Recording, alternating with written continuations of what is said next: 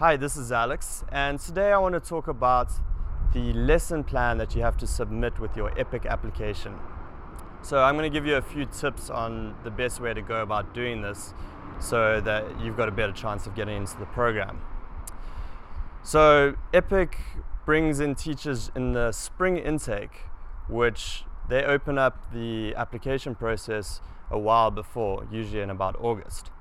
And if you're watching this video as I put it out, that means that EPIC has just opened up their application intakes right now. So if you're thinking of doing it, now's a great time to apply. So let me give you some tips on the lesson plan. Okay, firstly, I would say if you haven't already, you should definitely start doing your TEFL course while you're doing the application. The reason for this is you're going to learn a lot about lesson planning in your TEFL course. And if you haven't done it, you may not know where to start and how to go about doing it. So yeah, get started with that as soon as possible. Preferably try and finish it before.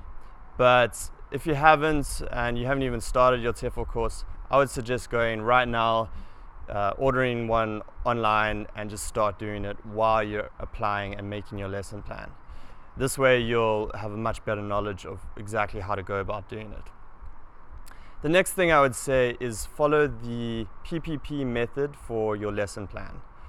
The PPP method is presentation, practice, and production. So the first step of that is presentation, in which you introduce the context that you're going to be teaching the lesson on and introduce the theme for the lesson. So for example, this may be a weather lesson, so you would teach some vocabulary for weather, you'd maybe give them some target language and basically just set the basic themes for the lesson. And then you want to move on to practice, where the students do more controlled practice. So this is things like gap-fill worksheets, drilling dialogue, drilling model sentences, having a dialogue between different students, and basically just practicing the language in a very controlled way. For example, you'd say the weather is, and then the students fill in nice, or the weather is bad, that kind of thing, to just get them practicing it.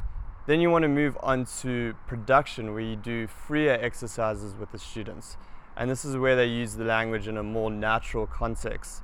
So you want to do things like a debate between students, or a role play, or interactive games where they use the language in different contexts.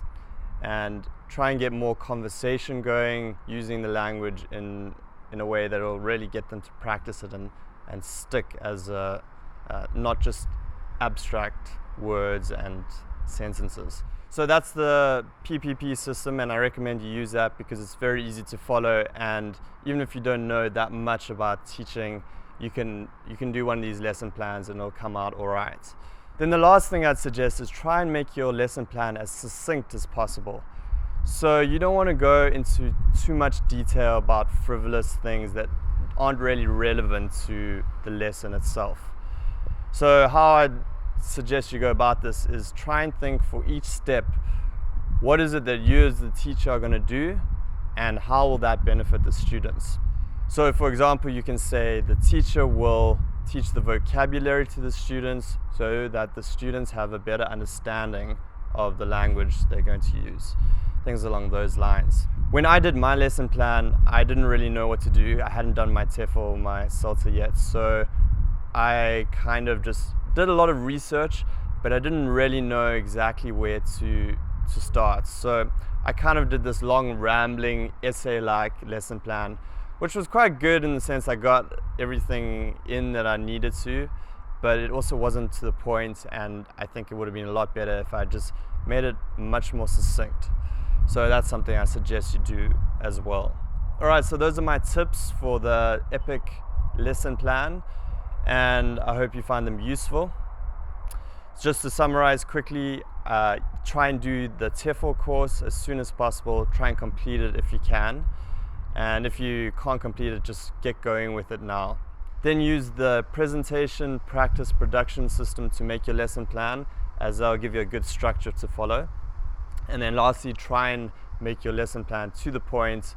Don't add too much extra detail that isn't relevant. All right, that's it from me, and I hope you enjoyed that and found it useful.